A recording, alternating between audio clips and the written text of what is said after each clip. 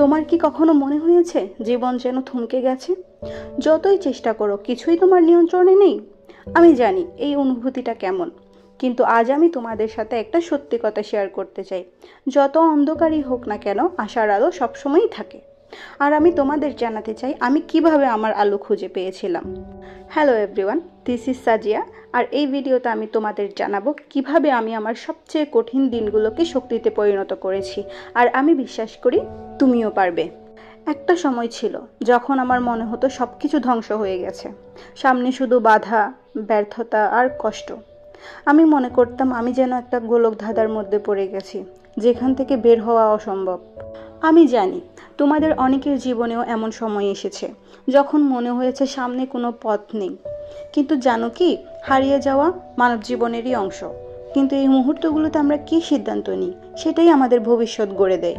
কিন্তু একদিন আমি উপলব্ধি করলাম আমার সামনে দুটো পথ আছে। আমি হয় এই অন্ধকারেই ডুবে থাকবো, নয়তো আমি সামনে এগিয়ে যাব। যতই ছোট হোক না কেন, প্রথম পদক্ষেপটা আমি নেবই। এটা রাতারাতি হয়নি, কিন্তু আমি ছোট ছোট পরিবর্তন আনতে শুরু করলাম।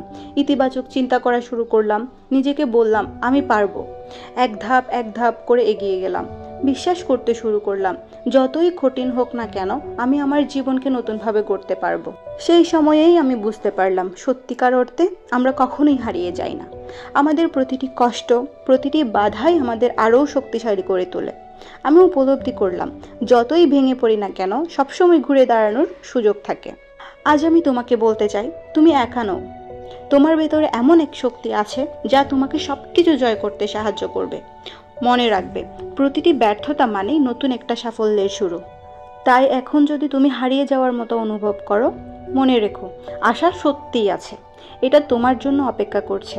শুধু তোমাকে সাহস করে প্রথম পদক্ষেপটা নিতে হবে।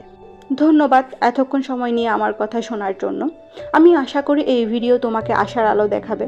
তোমার যাত্রা এখনো শেষ হয়নি, বরং সেরা দিনগুলো এখনো আসেনি। এই ভিডিও যদি তোমার ভালো লেগে থাকে তাহলে লাইক, শেয়ার আর সাবস্ক্রাইব করতে ভুলবে না। আর মনে রেখো, জীবন যতই কঠিন হোক না কেন, আশার আলো সবসময়ই থাকে। বিশ্বাস রেখো, আমি পেরেছি, তুমিও পারবে।